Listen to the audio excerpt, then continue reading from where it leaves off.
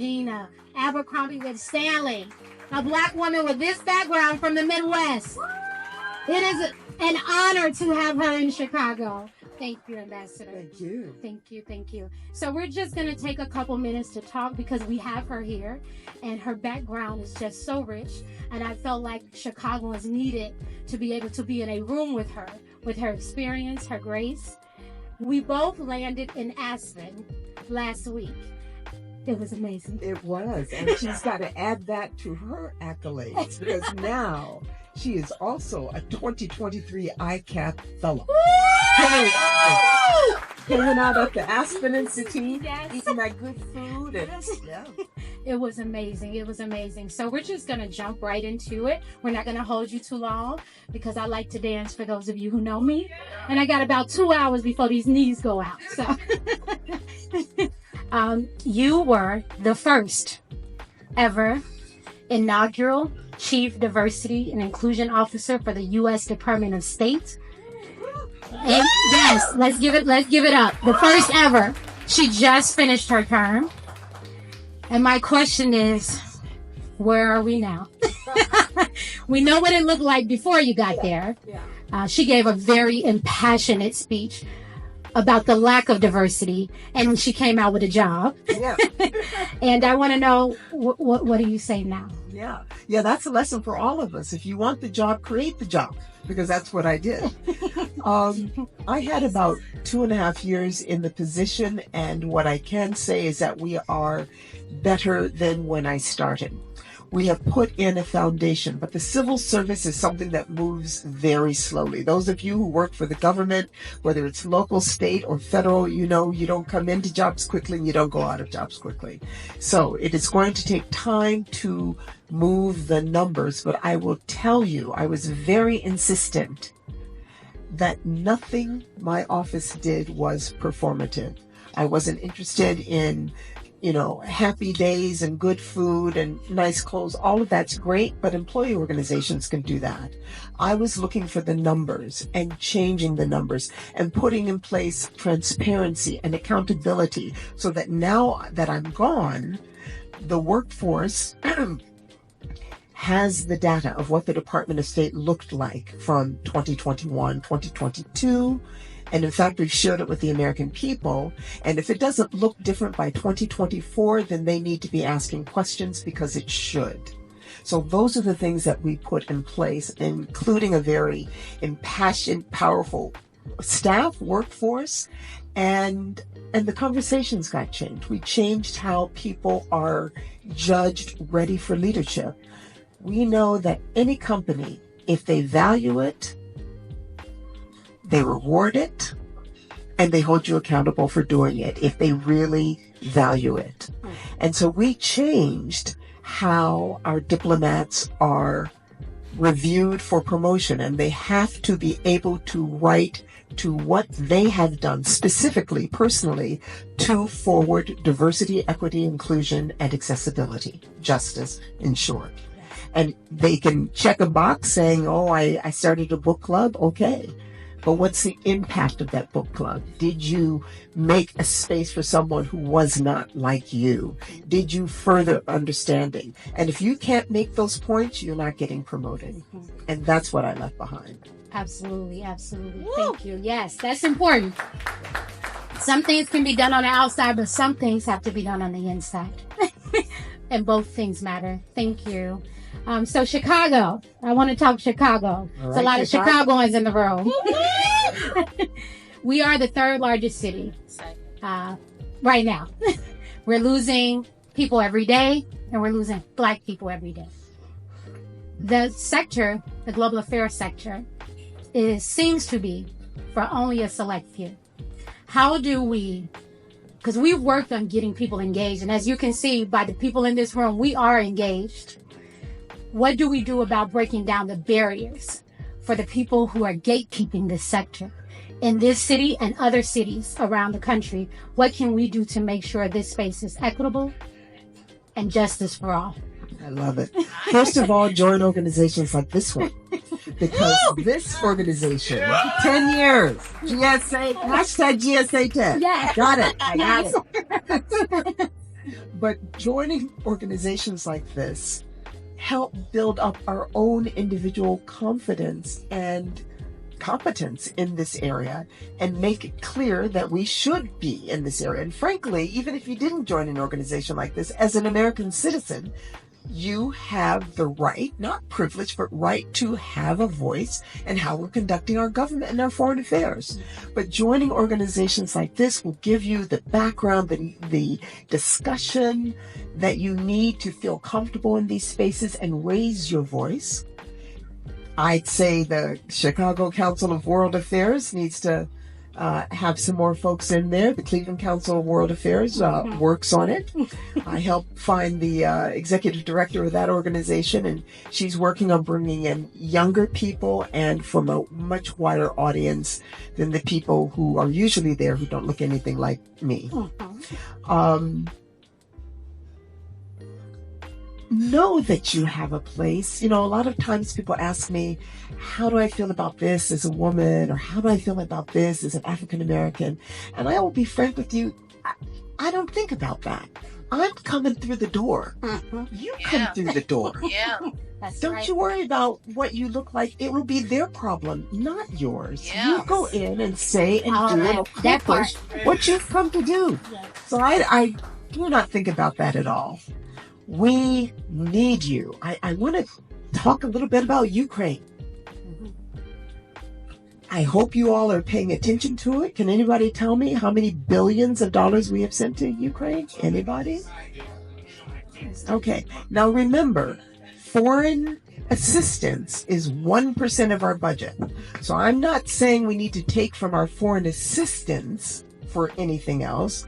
I just read yesterday that if everybody paid their taxes, we'd have the budget paid off. Absolutely. Did you see that? $688 billion of unpaid taxes last year, which is about what our deficit is. So nobody should be cutting education or housing or anything else. We just need to pay our taxes and we'll be fine. So pay your taxes. That's a little, Get in these spaces because we need your voices. I don't know if all of us were paying attention and raising our voices, if we would be sending that much money to Ukraine instead of Ethiopia, for example. Many more people have died in that conflict in Ethiopia than have died in Ukraine. And I'll be honest, I'm a diplomat. I'm about peace, not war. And therefore, to me, the most important thing is human life. So your voices are missing because our foreign policy is not based on what the American body as a whole finds important. And once you get in the rooms, you need to open your mouths and speak up.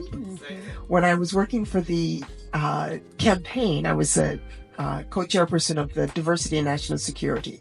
They brought me on because they recognized they did not have the diversity and parity of voices that they needed to truly reflect the American public. So I know a lot of brown people, brown and black, and I brought on between 400 and 500 women and minorities to the Biden campaign foreign policy.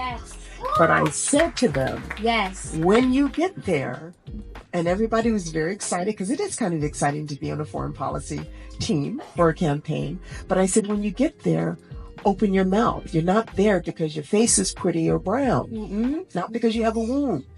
You're there because we need to hear what you think and how you believe we should be addressing these issues. So when you get in the spaces, speak up. And I tell people, don't go alone because it's lonely when you're the only one in the room.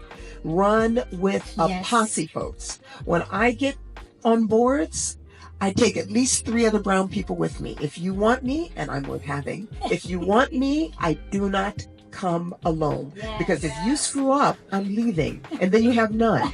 So if I come with my 3 others, you've got 3 more that you can work with if I have to leave you or if one of them leaves you. So go with a posse. That goes for all of us. It is lonely being the only one in the room. Can we just give a round of applause for that very thoughtful answer? Yes. Thank you. We only have 2 more questions, you guys. So, and I'll be brief because I like to dance too. Yes. So, you're a Midwesterner. Yes, in a city with a river and a lake. Yes. This theme is Black and Global. I would like to know how you were able to marry the two, coming from Cleveland, what that's been like for your journey through the State Department, and even now being at the Middle East Policy Council as a Black woman, the first Black woman. Yeah. How have you been able to marry those two? I will say high expectations from my family, for sure. There is, if I dance enough, you can ask me to show it to you. There's a photograph of me at about 16 and a half. I was not beautiful. Okay, I was very pudgy and whatever. But my mother told me I was beautiful and special, and I believed her. Absolutely. So I started with that. I had wonderful teachers in my life. I know many of us do. We can all remember that special 3rd grade, 2nd grade, 4th grade teacher that we had that saw something in us and made us feel special as we were learning, and build on that. And then know that you are American. You are American citizens. You are an American, which gives you privileges in this world. Privileges, I'm telling you. When you travel, when you go into spaces, when you're in international arena as an American, you are privileged. Appreciate that and use that. And so that is what I have done. Again, I'm curious about the world. It's exciting to travel, meeting people. Delighted to be here. Yes. And so push those doors open. Push those doors open. Thank you. Thank you. And our last question. You talked about, so in Aspen, she was our keynote speaker for the first night. Beautiful job. I think half the room was in tears. It was amazing. Just your transparency. She talked about failing up and how many failures that she had to get to where she is. Sometimes people see the glitz and the glamour, a room filled, 10 years, and you think that somehow you just got here. I got a lot of failing up stories. And I would love for her to share, how do you keep going? Because I also said I quit about 20 times. But you came back. But I came back. But you came back. And I suspect many of us have those incidences in our lives. Nobody's journey is like this. No one's.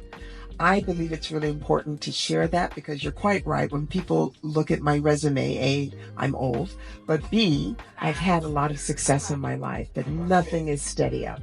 Okay, I don't really feel old, but anyway. So I do talk about the 3 times in my career that I got fired, where people told me, we don't want you here anymore, and how my refusal to let somebody else's view of me predict my future. In one of them, I went to fight for my job, and because I was willing to fight, starting with an apology because I did screw up, but it wasn't enough to be fired. I did not think I should be fired. And although it was humiliating, I told the story of trying to go into the Deputy Secretary of State's office. I was his special assistant at the time, and I'd been told he wanted me out of the office because of a mistake I made. And I said, I have to talk to him. And they told me he didn't want to talk to me. And I said, I will wait. And I sat in this little chair outside his door, and people were going in and out for meetings and looking at me sitting in that chair, and his 2 assistants were across the room and looking at me in that chair, and I just refused to move until he would speak with me. And when I got into his office and I started with, Mr. Eagleberger, I am so sorry. And before I could get the "re" of sorry out, he said, never mind. Go back to work. He was over it. But what if I had taken what I first heard?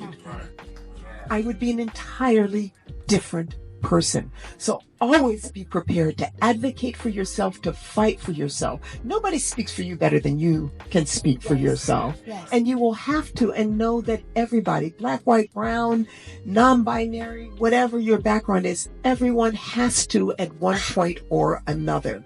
So don't feel like it's a burden that you have to advocate for yourself, that no one else is there to speak for you. You speak for yourself. Nobody does it better than you. And I can tell you, it works.